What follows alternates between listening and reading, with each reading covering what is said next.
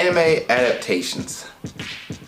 You got some that work, some that don't, some that stays to the story, some that don't stay to the story. And it can work, it cannot work. I'm about to review Rurouni Kenshin's Origins from 2012. After watching the whole anime series, I'm like, alright, let me go watch the movie series and see how the movie deal with it. And just like most anime adaptations, some of it works, some of it doesn't. And on this episode of Movie Breakdowns, I'm going to review it. What's up, world? Welcome to another episode of Movie Breakdowns. I'm your host, Ali Zakka.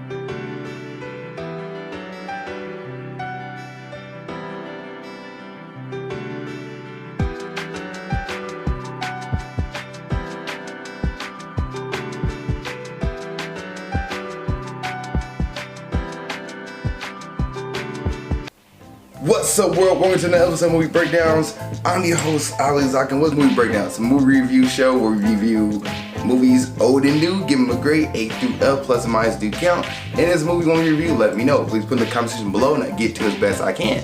I also have a Patreon, Patreon/Ali Zakka. For $2 a month, your review gets to jump in front of everybody because you pay for my services. You guys get trade reactions, trade reviews, and much more stuff before it comes out on Facebook and YouTube, or it doesn't even ever make this Facebook and YouTube light of day. You only see it on Patreon.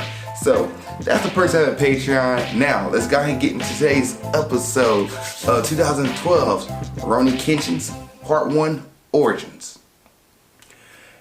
And what is this movie about? This movie is about a guy named Kenshin who is a wanderer for 10 years. He used to be a manslayer, part of the warring days in Japan.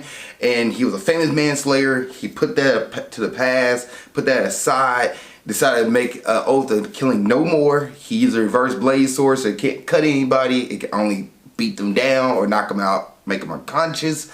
And he is trying to get through life at this point. But then there's a guy who uses the name of Batosa the Manslayer, who brings Kenshin out and forces him to choose between being a manslayer or being a wanderer. And that's pretty much the gist of Rurouni Kenshin's Origins. Part of it. Now, this is a spoiler review, so you haven't seen Rurouni Kenshin's Origins. It's on Funimation, so stop, go watch the review and come back. Now, let's kind of get into my first thoughts of it. It's a fine movie. It's fine. To be honest, I fell asleep on this movie twice. The first time I fell asleep on it, I was like, man, I'm just tired. So I put the movie down and I went to bed and came back a few days later to watch it. And then I fell asleep again at the climax of the movie. I was like, I don't know if it's me or it's the movie.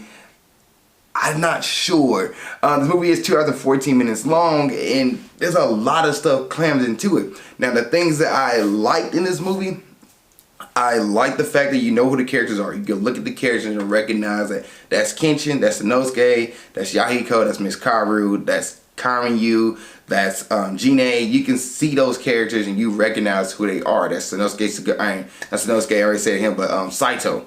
You know who the characters are just by looking at them. That's spot on. Like, as far as the character design, they did a good job designing the characters. Also, I like the fact that some of the action in the movie is actually based off the anime and based off the manga. The certain moves the characters use are from that. And you also get to see iconic scenes that are from the manga and anime that are also in the movie. Like Kenshin fighting Sanosuke Sagara, he's fighting him and Kenshin steps on the sword, Sanosuke's sword, which in the anime he did the same thing. Or Kanyu Takeda breaking out the Gatling gun, have the same thing happen. Or Saito using his like famous move with the blade like that. He's doing the same thing that you see in the anime is being portrayed in the movie. Good stuff. And I do give the movie props for trying to be a little different and tell a story differently than just going beat for beat from the anime. The anime is 28 episodes long for season 1, and this movie takes a lot of the aspects from those arcs in the first season and put them into this movie. And this is where the thing I didn't like comes into play. it's because they took so many different bits and pieces from season 1 and try to make it a whole compilation here in this movie. It doesn't flow as well. For example, you have Sanosuke Sagara, who's in prison at the beginning of the movie when you see him, or not in the middle of the movie when you see him, and then all of a sudden he just ends up out of prison and looks for Kenshin to fight. Because Kanryu was like, well, you don't want to fight for me, but you heard the money that Kanryu is going to give Kenshin. Also, Kanryu just shows up at Kenshin's restaurant. Kenshin's sitting there with his friends, and Kanryu just shows up to her. You're the guy who beat the guys earlier. How did he know he was at that restaurant? How did he know he was at that specific spot? He did. Also, Jinei, who is pretending to be the Batoza Manslayer, which that's fine. It's not how it is in the anime, in the manga, but that's fine. He also works with Kanryu, but then does his own little storyline where he's using Miss Kaoru's techniques and saying that he is Batoza the Manslayer, and Miss Kaoru's like, why? And it doesn't explain why he's using her dojo's name and saying those techniques what he used because of Batoza the Manslayer. It doesn't explain that at all. And Kenshin, who's less about the name, was really trying to defeat Jinei to save Miss Kaoru at the end because they throw that part into the movie. But also they throw in the Miss Megume arc and Miss Megume and Kanryu Takeda. It was just a lot of stuff going on in this movie that don't flow as well. And there's certain spots where like, well, the kids in the village are sick. Let's get on here and get them to Miss Kaoru's dojo.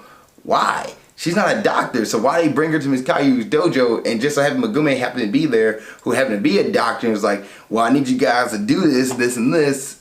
And then her little pep talk with Kenshin about like, oh, you're a manslayer kind of thing, and it must be so easy for you. And Kenshin's like, not really. Like, it was so much going on with this, and they tried to do the whole Kenshin versus Saito storyline in this movie as well. They show that Kenshin's not ready. Kenshin needs to be a manslayer again, and they keep trying to hit on the manslayer plot line, but in the manga and anime, when those manslayer plot lines are hit, they're not also being hit on when Kenshin fights the Obi-Wan group and Kanryu Takeda. That storyline, the manslayer storyline, has nothing to do with the Kenshin fighting the Obi-Wan group and saving Miss Megumi, but the movie tried to throw this all in there, and it really makes it,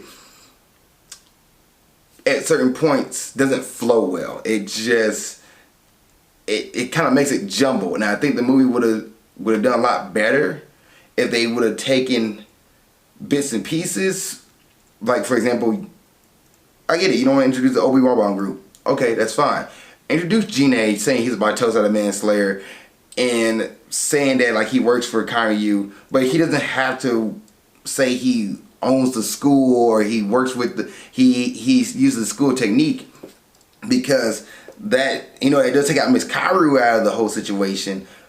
But you can have Miss Megume try to get refuge at Miss Kaoru's place, and then Kanryu finds out and have the Obi-Wan group or his bodyguard, because Obi-Wan group's not in this movie, but his bodyguards attack Miss Kaoru's dojo. You can do that, and that introduced Miss Kaoru into the storyline, and Kenshin try to protect Miss Kaoru. But the whole, like, Jinei's being the fake Batoza who's using Miss Kaoru's teaching, which there's a character in the manga and anime who does that. The reason why, because he felt like he got mistreated badly by this dojo. So that's why he's saying he's using their name to bludgeon the name of the school and ruin them. Jinei doesn't really care, but for some reason in this movie he is using the name. And I think this movie would have done a lot better if you just took away a lot of this stuff and just focus on just more of one or two storylines, and you can mix them together versus doing 4 or 5 and then try to mix them all together. It just is a lot of stuff. Like, for example, Sanosuke Sagara versus Kenshin, the movie, it's just pretty much like, why are you doing this? And Sanosuke's like, yeah, why am I doing this? I'm done. You're like, okay. So that's how we're just going to end this? Fine. Fine. Fine.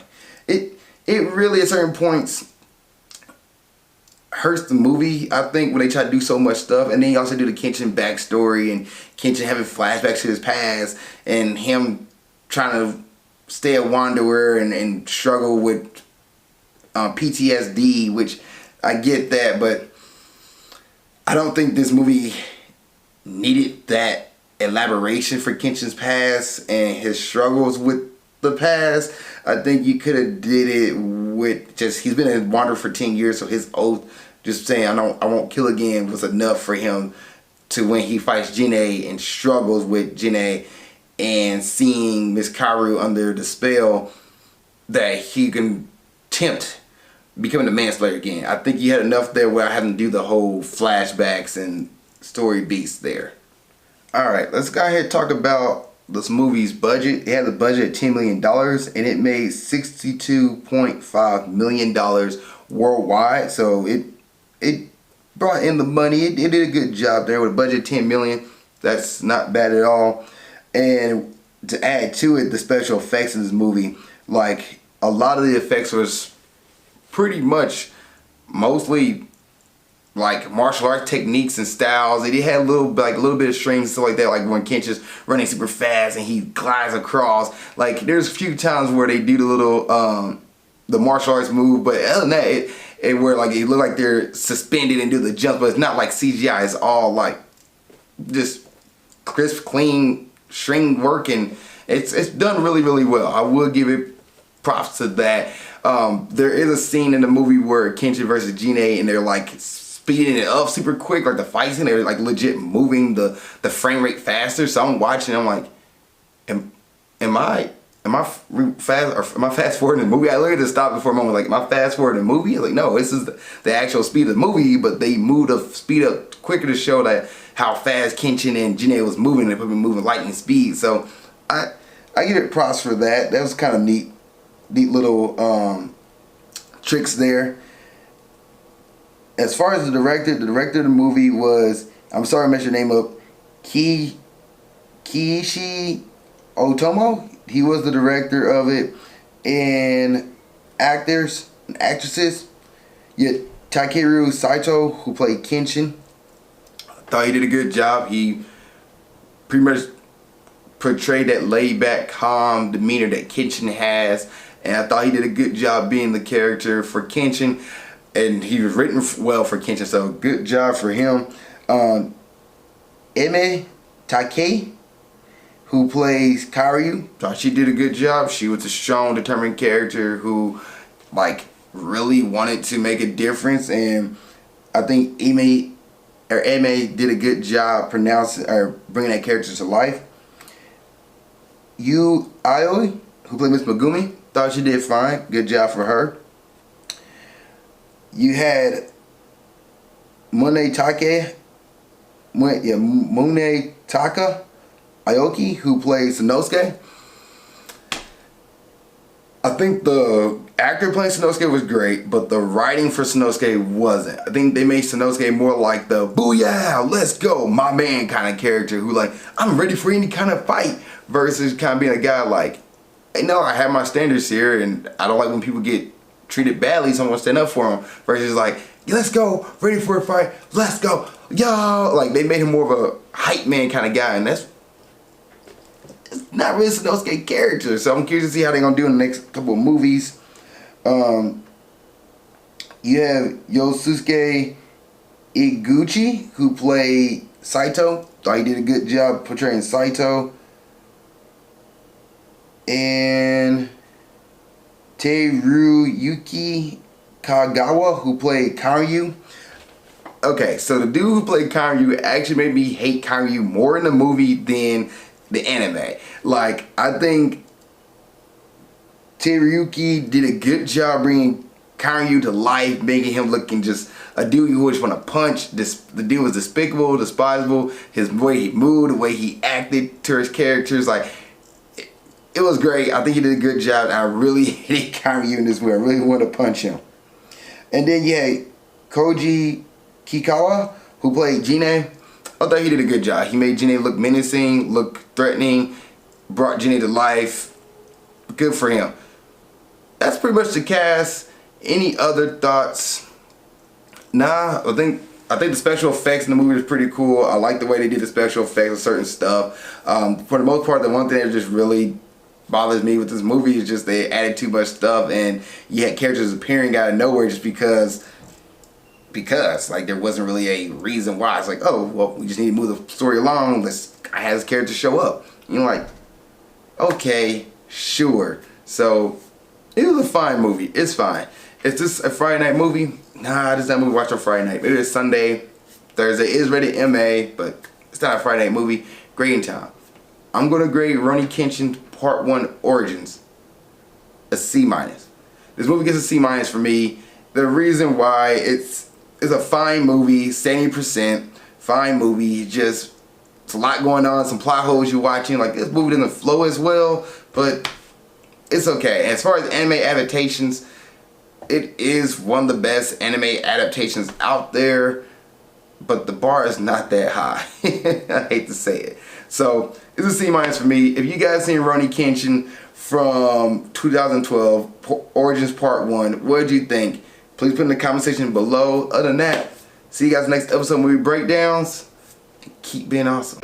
Thank you so much for making it to the end of this video. I really appreciate that. Please don't forget to like, subscribe, and comment. If there's a review you want me to watch or do, let me know. Please put it in the comment section below this video. Also, you want to watch the last episode of Movie Breakdowns, it's right there. Just gotta click on it and you'll be able to watch it. Thank you guys so much. I appreciate it. Love y'all, and keep being awesome.